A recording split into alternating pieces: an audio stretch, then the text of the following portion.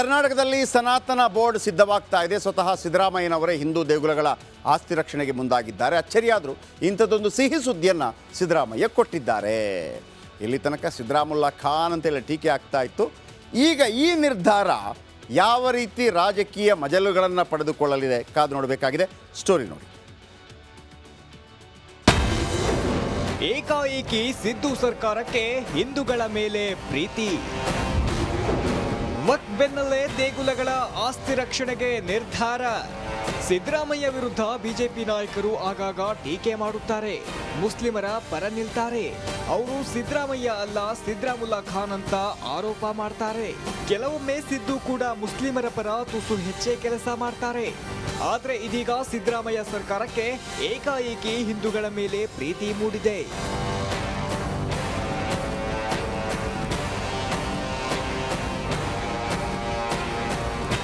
ಮುಜರಾಯಿ ಇಲಾಖೆ ಸಚಿವ ರಾಮಲಿಂಗಾರೆಡ್ಡಿ ಅಧ್ಯಕ್ಷತೆಯಲ್ಲಿ ರಾಜ್ಯ ಧಾರ್ಮಿಕ ಪರಿಷತ್ ಸಭೆ ನಡೆಯಿತು. ವಕ್ಫ್ ಆಸ್ತಿ ಬೆನ್ನಲ್ಲೇ ದೇವಸ್ಥಾನಗಳ ಆಸ್ತಿ ರಕ್ಷಣೆಗಾಗಿ ಸರ್ವೆ ಮಾಡಲು ತೀರ್ಮಾನಿಸಲಾಗಿದೆ. ಒಂದು ದೇವಸ್ಥಾನದ ಹಣವನ್ನು ಇನ್ನೊಂದು ದೇವಸ್ಥಾನಕ್ಕೂ ಕೂಡ ಕೊಡೋಕ್ಕಾಗೋದಿಲ್ಲ. A grade, B grade 400 temples ಇದೆ. ಉಳಿದಿರ್ತಕ್ಕಂಥದ್ದು ಸೀಕ್ರೆಟ್ ಟೆಂಪಲ್ಸ್ 34. ಅದರಲ್ಲಿ ಒಂದು ದೇವಸ್ಥಾನ ಹಣವನ್ನು ಇನ್ನೊಂದು ದೇವಸ್ಥಾನಕ್ಕೂ ಕೂಡ ಅಧಿಕಾರ ಕೂಡ ಇಲ್ಲ. ಬೆಂಗಳೂರಿನ ಎಂಎಸ್ ಬಿಲ್ಡಿಂಗ್ ಎದುರು ಮುಜರಾಯಿ ಇಲಾಖೆಗೆ ಸೇರಿದ ಜಾಗವಿದೆ. ಅಲ್ಲಿ 10 ಕೋಟಿ ವೆಚ್ಚದಲ್ಲಿ ಧಾರ್ಮಿಕ ಸೌಧ ನಿರ್ಮಿಸಲಾಗುತ್ತೆ. ಮೈಸೂರಿನ ಸಂಸ್ಕೃತ ಮಹಾರಾಜ ಕಾಲೇಜಿನ ಸಂಸ್ಥೆಯ ಸಂಪೂರ್ಣ ಜೀರ್ಣೋದ್ಧಾರ ಮಾಡಲು ಅನುದಾನ ಬಿಡುಗಡೆ ಆಗುತ್ತೆ. ಮುಜರಾಯಿ ಇಲಾಖೆಗೆ ಸೇರಿದ ದೇವಾಲಯದ ಆಸ್ತಿಯನ್ನ ಸರ್ವೆ ಮಾಡಿ ಒತ್ತುವರಿ ತೆರವು ಮಾಡಿ ದಾಖಲೆ ಮಾಡಲು ಹಾಗೂ ಆಸ್ತಿಗಳನ್ನು ರಕ್ಷಿಸಲು ತೀರ್ಮಾನಿಸಲಾಗಿದೆ. ಬೇಲೂರು ಚೆನ್ನಕೇಶವ ದೇವಾಲಯದ ಖಾಲಿ ಇರುವ ವ್ಯವಸ್ಥಾಪನಾ ಸಮಿತಿಗೆ ಸದಸ್ಯರನ್ನ ನೇಮಕ ಮಾಡಲು ತೀರ್ಮಾನಿಸಲಾಗಿದೆ. ಕೇಂದ್ರ ಸರ್ಕಾರ ಸನಾತನ ಬೋರ್ಡ್ ಮಾಡಬೇಕು ಎಂಬ ಕೂಗು ದೊಡ್ಡದಾಗುತ್ತಿದೆ. ಆದರೆ ಸಿದ್ದು ಸರ್ಕಾರ ಹಿಂದೂ ದೇವಾಲಯಗಳ ಆಸ್ತಿ ರಕ್ಷಣೆಗೆ ಮುಂದಾಗಿರೋದು ಸಂತಸದ ಸಂಗತಿ. Veeresh, metro bureau, republic Kannada. Ramalinga Reddy ಈ ವಿಚಾರದಲ್ಲಿ ಒಂದು ಹೆಜ್ಜೆ ಇನ್ನೂ ಮುಂದೆ ಹೋಗಿದ್ದಾರೆ. ಅವರೇನು ಹೇಳ್ತಾರೆ ಅಂತಂದರೆ, ಇನ್ನು ಮುಂದೆ ದೇವಸ್ಥಾನದಲ್ಲೇ ಒಂದು ಬೋರ್ಡ್ ಹಾಕ್ತೀವಿ.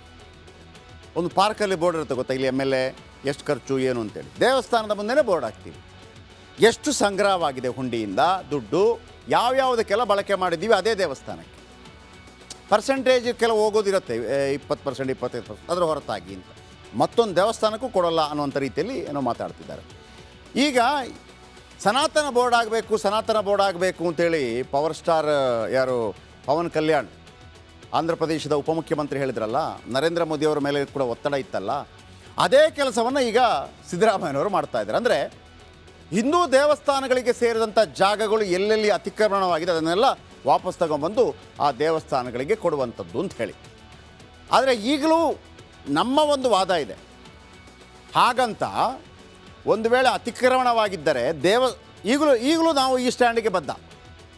ದೇವಸ್ಥಾನದ ಜಾಗ ಅತಿಕ್ರಮಣ ಯಾರಾದರೂ ಮಾಡಿದರೆ ಅವರನ್ನು ಒಕ್ಕಲೆಬ್ಬಿಸೋದಿದ್ದರೆ ದೇವಸ್ಥಾನದ ಜಾಗದವರು ತೋರಿಸ್ಬೇಕು, ನಮ್ಮ ಜಾಗಪ್ಪ ಇದು, ಹಾಗಾಗಿ ಅತಿಕ್ರಮಣ ಮಾಡ್ಕೊಂಡಿದ್ಯಾ ಅಂತೇಳಿ. ಆತನ ದಾಖಲೆ ಮತ್ತು ಈತನ ದಾಖಲೆ ಎರಡೂ ನೋಡಿ. ವಕ್ಫ್ ಥರ ಲೇ ಎದೋಳ್ರಪ್ಪ ಹಂಗಲ್ಲ, ಮಾಡಬಾರ್ದು. ಅದು ಮುಖ್ಯವಾಗಿ ಆಗಬೇಕು ಅಲ್ವಾ? ಒಬ್ರಿಗೊಂದು ಕಾನೂನು ಮಾತಾಡೋದಂಗೆ ಹಿಂದೂಗಳಿಗೆ ಸಿಕ್ಬಿಡ್ತು ಎಲ್ಲರದ್ದೇಳಿ ಹಂಗಾಗಲ್ಲ. ಹಿಂದೂ ದೇವಸ್ಥಾನದ ಜಾಗಗಳನ್ನು ಯಾರಾದರೂ ಅತಿಕ್ರಮಣ ಮಾಡಿದ್ದರೆ ಹಿಂದೂ ದೇವಸ್ಥಾನಕ್ಕೆ ಸೇರಿದ್ದು ಅನ್ನುವಂಥ ಒಂದು ದಾಖಲೆ ಇರುತ್ತಲ್ಲ, ಅದನ್ನು ತೋರಿಸಿ ಮಾತ್ರ ಅವರನ್ನು ಒಕ್ಕಲೆಬ್ಬಿಸಬೇಕು. ಅವರಿಗೆ ಏನಿಲ್ಲದಿದ್ದರೆ ಅವ್ರಿಗೊಂದು ವ್ಯವಸ್ಥೆ ಏನಾದರೂ ಮಾಡಿಕೊಡ್ಬೇಕು ಮತ್ತು ದೇವಸ್ಥಾನದ ಏನು ಪರಿಷತ್ತಿಗೆ ಅದನ್ನು ಸೇರಿಸ್ಕೋಬೇಕು. ಇದಲ್ವಾ ರೀತಿ ರಿವಾಜು? ಇದು ಕೇವಲ ವಕ್ಫ್ ಕಾರಣಕ್ಕಾಗಿ ಗಲಾಟೆ ಆಗ್ತಾ ಇದೆ ಅನ್ನುವಂಥ ಕಣ್ಣೀರು ಒರೆಸೋ ತಂತ್ರ ಆಗದೇ ಇರಲಿ ಅನ್ನುವಂಥದ್ದು ಆಶಯ. ದೇಗುಲಗಳ ಅಪಾರ ಭೂಗಳರ ಪಾಲಾಗಿದೆ, ಓಡಿಸಿ ಅವ್ರನ್ನ. ಆದರೆ ದೇವಸ್ಥಾನದ ಹೌದಾ, ದಾಖಲೆ ತೋರಿಸಿ ಅವರಿಗೆ. ನೀವು ದಾಖಲೆ ತಗೊಂಬ, ಎದ್ದೇಳು, ನಾನು ದಾಖಲೆ ತೋರಿಸೋದಿಲ್ಲ, ಹಂಗಾಗಬಾರ್ದು. ಸಮೀಕ್ಷೆ ನಡೆಸಿ ಆಸ್ತಿಗಳ ರಕ್ಷಣೆಗೆ ಮುಂದಾಗಿದೆ ಸರ್ಕಾರ. 36,000 ದೇಗುಲಗಳ ಮೇಲೆ ಮುಜರಾಯಿ ಸುಪರ್ದಿ ಇದೆ. 25 ಲಕ್ಷ ಆದಾಯ ಇರೋ ದೇಗುಲಗಳು ಎ ಗ್ರೇಡ್, 5 ರಿಂದ 25 ಲಕ್ಷ ಆದಾಯ ದೇವಾಲಯಗಳು ಬಿ ಗ್ರೇಡ್, 5 ಲಕ್ಷಕ್ಕಿಂತ ಕಡಿಮೆ ಆದಾಯವಿದ್ದರೆ ಸಿ ಗ್ರೇಡ್ ದೇಗುಲ ಅಂತ ನಿರ್ಧಾರ ಮಾಡಲಾಗುತ್ತೆ. ದೇಗುಲಗಳಿಗೆ ಸೇರಿದ ಸಾವಿರಾರು ಎಕರೆ ಭೂಮಿ ಇದೆ. ದೇಗುಲಗಳ ಭೂಮಿ ಮೌಲ್ಯ 10 ಲಕ್ಷ ಕೋಟಿಗೂ ಹೆಚ್ಚು ಇದೆ. 10 ಲಕ್ಷ ಕೋಟಿಯಲ್ಲಿ 3 ಬಜೆಟ್ ಮಂಡಿಸಬಹುದು. ಸಾವಿರಾರು ಎಕರೆ ದೇಗುಲಗಳ ಭೂಮಿ ಭೂಗಳರ ಪಾಲಾಗಿದೆ. ಕೆಲ ದೇಗುಲಗಳು ನಂದೇ ಅಂತ ವಕ್ಫ್ ವಾದಿಸ್ತಾ ಇದೆ. ಸರ್ಕಾರ ಕಣ್ಬಿಟ್ಟು ದೇಗುಲಗಳ ಆಸ್ತಿಯನ್ನು ರಕ್ಷಿಸಬೇಕು. ಆದರೆ ಮತ್ತೊಮ್ಮೆ ಹೇಳ್ತಾ ಇದ್ದೀವಿ, ವಕ್ಫ್ ಮಾಡ್ತಾ ಇದೆಯಲ್ಲ, ಇದು ನಮ್ಮ ಜಾಗ, ನೀವು ದಾಖಲೆ ಕೊಡಿ, ನಾನು ಕೊಡಲ್ಲ, ಹಂಗಲ್ಲ. ನೋಡಪ್ಪ, ಇದು ದೇವಸ್ಥಾನದ ಜಾಗ, ನಮ್ಮ ಬಳಿ ದಾಖಲೆ ಇದೆ, ನಿನ್ನ ಬಳಿ ದಾಖಲೆ ಇದ್ದರೆ ಹೇಳು, ನಿನ್ನ ಬಳಿ ದಾಖಲೆ ಇದ್ದರೆ ಕೋರ್ಟ್ಗೆ ಹೋಗು, ಅದನ್ನು ಮಾಡಿ. ವಕ್ಫ್ ಜಾಗವನ್ನು ಅತಿಕ್ರಮಿಸಿಕೊಳ್ತಾ ಇದೆ, ಈಗ ಇವ್ರದ್ದು ಮಾಡ್ತಾ ಇದ್ದೀವಿ, ಅದೇ ಥರ ಮಾಡೋಕ್ಕೆ ಹೋಗಬೇಡಿ. ಅದು ಸರ್ವಥಾ ಪಥ್ಯ ಅಲ್ಲ. ಕರ್ನಾಟಕದಲ್ಲಿ ಸನಾತನ ಬೋರ್ಡ್ ಸಿದ್ಧವಾಗ್ತಾ ಇದೆ. ಸ್ವತಃ ಸಿದ್ದರಾಮಯ್ಯನವರೇ ಹಿಂದೂ ದೇಗುಲಗಳ ಆಸ್ತಿ ರಕ್ಷಣೆಗೆ ಮುಂದಾಗಿದ್ದಾರೆ. ಅಚ್ಚರಿಯಾದರೂ ಇಂಥದ್ದೊಂದು ಸಿಹಿ ಸುದ್ದಿಯನ್ನು ಸಿದ್ದರಾಮಯ್ಯ ಕೊಟ್ಟಿದ್ದಾರೆ. ಇಲ್ಲಿ ತನಕ ಸಿದ್ದರಾಮುಲ್ಲಾ ಖಾನ್ ಅಂತೇಳಿ ಟೀಕೆ ಆಗ್ತಾ ಇತ್ತು. ಈಗ ಈ ನಿರ್ಧಾರ ಯಾವ ರೀತಿ ರಾಜಕೀಯ ಮಜಲುಗಳನ್ನು ಪಡೆದುಕೊಳ್ಳಲಿದೆ ಕಾದು ನೋಡಬೇಕಾಗಿದೆ. ಸ್ಟೋರಿ ನೋಡಿ.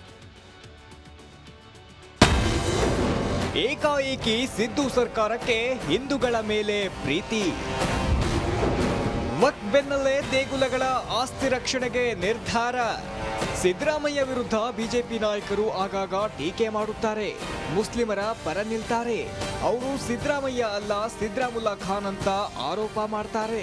ಕೆಲವೊಮ್ಮೆ ಸಿದ್ದು ಕೂಡ ಮುಸ್ಲಿಮರ ಪರ ತುಸು ಹೆಚ್ಚೇ ಕೆಲಸ ಮಾಡ್ತಾರೆ. ಆದ್ರೆ ಇದೀಗ ಸಿದ್ದರಾಮಯ್ಯ ಸರ್ಕಾರಕ್ಕೆ ಏಕಾಏಕಿ ಹಿಂದೂಗಳ ಮೇಲೆ ಪ್ರೀತಿ ಮೂಡಿದೆ.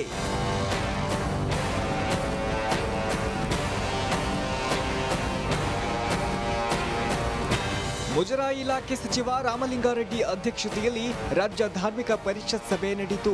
ವಕ್ಫ್ ಆಸ್ತಿ ಬೆನ್ನಲ್ಲೇ ದೇವಸ್ಥಾನಗಳ ಆಸ್ತಿ ರಕ್ಷಣೆಗಾಗಿ ಸರ್ವೆ ಮಾಡಲು ತೀರ್ಮಾನಿಸಲಾಗಿದೆ. ಒಂದು ದೇವಸ್ಥಾನದ ಹಣವನ್ನು ಇನ್ನೊಂದು ದೇವಸ್ಥಾನಕ್ಕೂ ಕೂಡ ಕೊಡೋಕ್ಕಾಗೋದಿಲ್ಲ. A grade, B grade 400 temples ಇದೆ. ಉಳಿದಿರ್ತಕ್ಕಂಥದ್ದು ಸೀಕ್ರೆಟ್ ಟೆಂಪಲ್ಸ್ 34.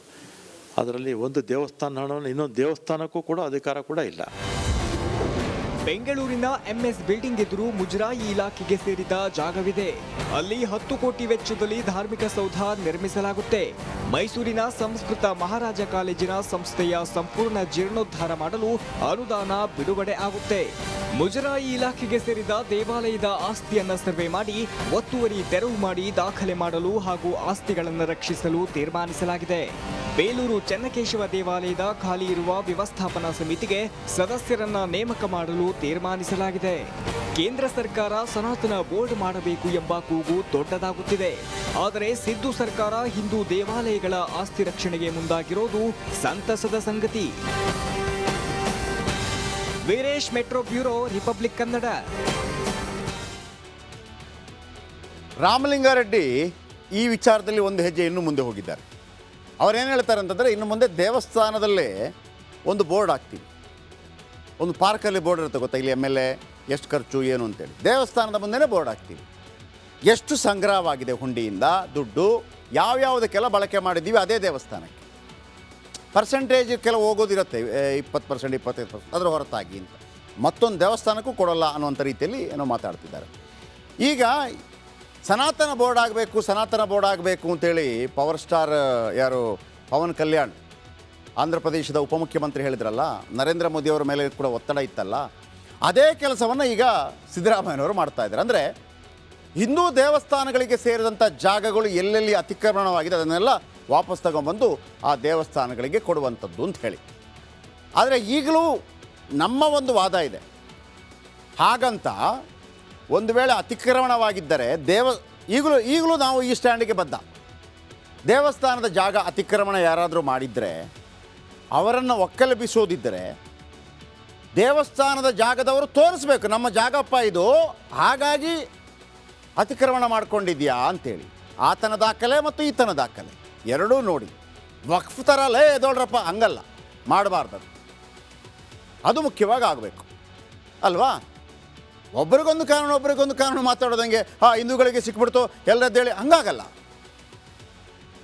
ಹಿಂದೂ ದೇವಸ್ಥಾನದ ಜಾಗಗಳನ್ನು ಯಾರಾದರೂ ಅತಿಕ್ರಮಣ ಮಾಡಿದ್ದರೆ ಹಿಂದೂ ದೇವಸ್ಥಾನಕ್ಕೆ ಸೇರಿದ್ದು ಅನ್ನುವಂಥ ಒಂದು ದಾಖಲೆ ಇರುತ್ತಲ್ಲ, ಅದನ್ನು ತೋರಿಸಿ ಮಾತ್ರ ಅವರನ್ನು ಒಕ್ಕಲೆಬ್ಬಿಸಬೇಕು. ಅವ್ರಿಗೆ ಏನಿಲ್ಲದಿದ್ದರೆ ಅವ್ರಿಗೊಂದು ವ್ಯವಸ್ಥೆ ಏನಾದರೂ ಮಾಡಿಕೊಡ್ಬೇಕು, ಮತ್ತು ದೇವಸ್ಥಾನದ ಏನು ಪರಿಷತ್ತಿಗೆ ಅದನ್ನು ಸೇರಿಸ್ಕೋಬೇಕು. ಇದಲ್ವಾ ರೀತಿ ರಿವಾಜು? ಇದು ಕೇವಲ ವಕ್ಫ್ ಕಾರಣಕ್ಕಾಗಿ ಗಲಾಟೆ ಆಗ್ತಾ ಇದೆ ಅನ್ನುವಂಥ ಕಣ್ಣೀರು ಒರೆಸೋ ತಂತ್ರ ಆಗದೇ ಇರಲಿ ಅನ್ನುವಂಥದ್ದು ಆಶಯ. ದೇಗುಲಗಳ ಅಪಾರ ಭೂಮಿ ಭೂಗಳರ ಪಾಲಾಗಿದೆ, ಓಡಿಸಿ ಅವ್ರನ್ನ. ಆದರೆ ದೇವಸ್ಥಾನದ ಹೌದಾ, ದಾಖಲೆ ತೋರಿಸಿ ಅವರಿಗೆ. ನೀವು ದಾಖಲೆ ತಗೊಂಬ, ಎದ್ದೇಳು, ನಾನು ದಾಖಲೆ ತೋರಿಸೋದಿಲ್ಲ, ಹಂಗಾಗಬಾರ್ದು. ಸಮೀಕ್ಷೆ ನಡೆಸಿ ಆಸ್ತಿಗಳ ರಕ್ಷಣೆಗೆ ಮುಂದಾಗಿದೆ ಸರ್ಕಾರ. 36,000 ದೇಗುಲಗಳ ಮೇಲೆ ಮುಜರಾಯಿ ಸುಪರ್ದಿ ಇದೆ. 25 ಲಕ್ಷ ಆದಾಯ ಇರೋ ದೇಗುಲಗಳು ಎ ಗ್ರೇಡ್, 5 ರಿಂದ 25 ಲಕ್ಷ ಆದಾಯ ದೇವಾಲಯಗಳು ಬಿ ಗ್ರೇಡ್, 5 ಲಕ್ಷಕ್ಕಿಂತ ಕಡಿಮೆ ಆದಾಯವಿದ್ದರೆ ಸಿ ಗ್ರೇಡ್ ದೇಗುಲ ಅಂತ ನಿರ್ಧಾರ ಮಾಡಲಾಗುತ್ತೆ. ದೇಗುಲಗಳಿಗೆ ಸೇರಿದ ಸಾವಿರಾರು ಎಕರೆ ಭೂಮಿ ಇದೆ. ದೇಗುಲಗಳ ಭೂಮಿ ಮೌಲ್ಯ 10 ಲಕ್ಷ ಕೋಟಿಗೂ ಹೆಚ್ಚು ಇದೆ. 10 ಲಕ್ಷ ಕೋಟಿಯಲ್ಲಿ 3 ಬಜೆಟ್ ಮಂಡಿಸಬಹುದು. ಸಾವಿರಾರು ಎಕರೆ ದೇಗುಲಗಳ ಭೂಮಿ ಭೂಗಳರ ಪಾಲಾಗಿದೆ. ಕೆಲ ದೇಗುಲಗಳು ನಂದೇ ಅಂತ ವಕ್ಫ್ ವಾದಿಸ್ತಾ ಇದೆ. ಸರ್ಕಾರ ಕಣ್ಬಿಟ್ಟು ದೇಗುಲಗಳ ಆಸ್ತಿಯನ್ನು ರಕ್ಷಿಸಬೇಕು. ಆದರೆ ಮತ್ತೊಮ್ಮೆ ಹೇಳ್ತಾ ಇದ್ದೀವಿ, ವಕ್ಫ್ ಮಾಡ್ತಾ ಇದೆಯಲ್ಲ, ಇದು ನಮ್ಮ ಜಾಗ, ನೀವು ದಾಖಲೆ ಕೊಡಿ, ನಾನು ಕೊಡಲ್ಲ, ಹಂಗಲ್ಲ. ನೋಡಪ್ಪ, ಇದು ದೇವಸ್ಥಾನದ ಜಾಗ, ನಮ್ಮ ಬಳಿ ದಾಖಲೆ ಇದೆ, ನಿನ್ನ ಬಳಿ ದಾಖಲೆ ಇದ್ದರೆ ಹೇಳು, ನಿನ್ನ ಬಳಿ ದಾಖಲೆ ಇದ್ದರೆ ಕೋರ್ಟ್ಗೆ ಹೋಗು, ಅದನ್ನು ಮಾಡಿ. ವಕ್ಫ್ ಜಾಗವನ್ನು ಅತಿಕ್ರಮಿಸಿಕೊಳ್ತಾ ಇದೆ, ಈಗ ಇವ್ರದ್ದು ಮಾಡ್ತಾ ಇದ್ದೀವಿ, ಅದೇ ಥರ ಮಾಡೋಕ್ಕೆ ಹೋಗಬೇಡಿ. ಅದು ಸರ್ವಥಾ ಪಥ್ಯ ಅಲ್ಲ.